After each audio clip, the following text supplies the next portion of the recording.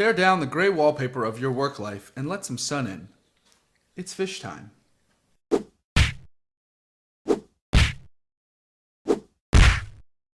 Welcome to 3 Things You Can Use, where Maddie and I decode self-improvement and entrepreneurship through books, 3 things at a time.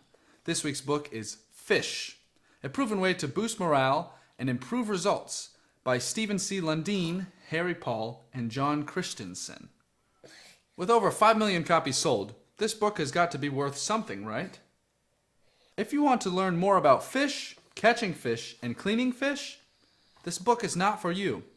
But if you're ready to re-energize the other half of your life, the dull, dreary, and dull part of your life, then you'll want to stick around and see what are 3 things we can use from this book. Okay, so you're headed to work. Another day at the fish market. Smells, scales, gray, and don't forget, staring dead fish eyes. Everywhere. With that on the horizon, your day goes how? And not just today. A job isn't a one-time thing. You do your job a lot. Every day pretty much. Whose idea was it to have jobs take up so much time? And worse yet, whose idea was it to frame your job as such an unpleasant experience, to put it lightly? I mean, what kind of... Wait a minute. Do you hear that? As you approach the fish market, you hear crowds cheering and people playing.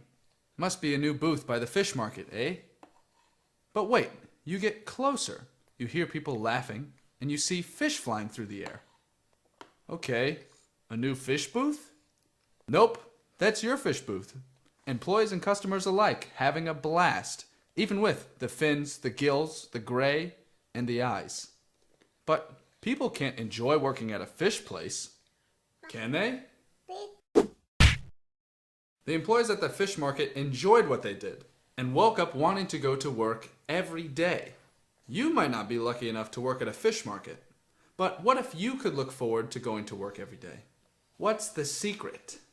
The secret, it turns out, is called the fish philosophy and is modeled after the Pike Place Fish Market in Seattle. There are 4 elements to the fish philosophy and they all build on each other.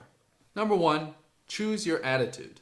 Your attitude, fundamentally, is a choice. Going to work and having a good time, or going to work and having a bad time, is a difference in the attitude that you bring to your work. And not to mention, more and more research is showing, as also evidenced by books like Subliminal and Stumbling on Happiness, that the facial expressions that come about because of your emotions actually cause the emotions themselves. That is to say that smiling can make you happy, and frowning can make you sad. So, obviously stand up to mistreatment. But if you can't control something, try to find the bright side.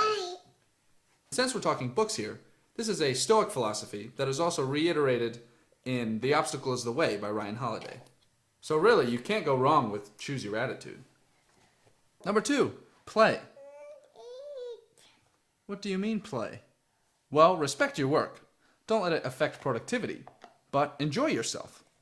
Create games, have fun, and include others. There's plenty of new research coming out on play for adults, and it's pretty much all around good. Socially, creatively, and especially if it's tinted with productivity like it would be at your job. It helps you to problem solve, as most things that spark your creativity do. It elevates your mood, gets your brain juice going, and helps you to bond with your fellows. Number 3, be there. This is presence, attentiveness, and is more in regards to working with your customers. It's more than just giving them the time of day, though, mind you. It's more about intently listening to them and understanding them. Essentially going full empathy mode, being them while they talk. This not only pays off in how the customer feels about the interaction, the ripple effect of the business's reputation, and the fantastic reviews you'll get, but also it gives meaning to your experiences. It brings presence back into your day, which is an extremely important part of life. And really, the only important part of life. Because is being an autopilot really living anyway? Number 4, the 4th principle. Make their day. It's a combination between play and be there. It's including them in your play, the customers. So if you're going to play anyway, you can really get things going by playing with your customers too. Take the fish market for example. They weren't just throwing fish amongst themselves. They would include the customers to come play and throw the fish too, laughing and joking throughout. They were creating an experience for the customer that was not only memorable because it was so out of the ordinary, but it made their day. The benefits of this, just sloppy Joe right out of the sandwich of workplace effectiveness. Number 3, implementation. But how can we think in these terms? We have no fish to throw. So what questions can we ask ourselves to help frame the fish philosophy to ourselves and improve our lives at work? Can we bring the fish philosophy not only to our jobs, but our classrooms and our homes, and therefore shake the boar dust off of our dull robotic horses we ride through the foggy gray landscape of zombified faces and lame black and white memos? How can we shoo away the circling buzzards overhead? First question, what if your company was world famous? This is what the Pike Place Fish Market asked themselves while on the brink of bankruptcy in 1986. This made a huge difference in the behavior of all the employees. Fishmongers, if you will. Would you act the same way at your job if your company were world famous? You choose your attitude. Will you go to your job and work like it's world famous? Second question, what's the worst that could happen? There might come a fear with the idea of being present or trying to implement play in your workplace. But don't be disheartened, you coward. Run through the worst that could happen if you're trying to be present comes off as a little awkward because you're a little rusty.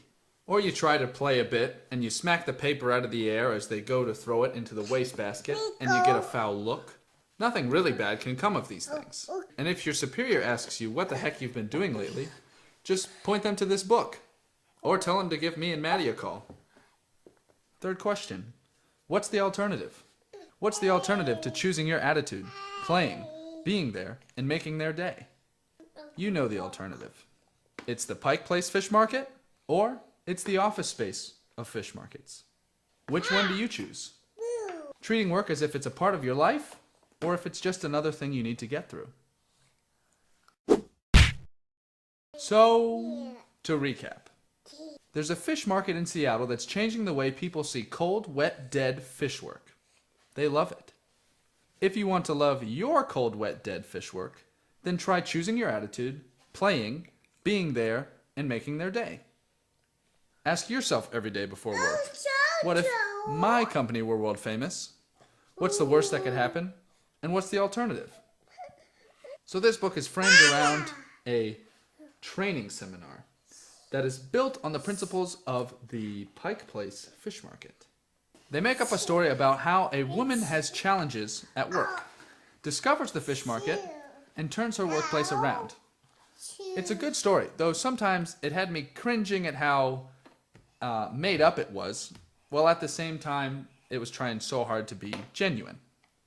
But the principles are great, and this is quite the popular method, this book selling over 5 million copies worldwide. So obviously, learning the fish philosophy is worth the read. That's all for this one. Thank you for watching. If you haven't subscribed yet, make sure to subscribe so you don't miss next week's video. And we'll see you next week. Bye.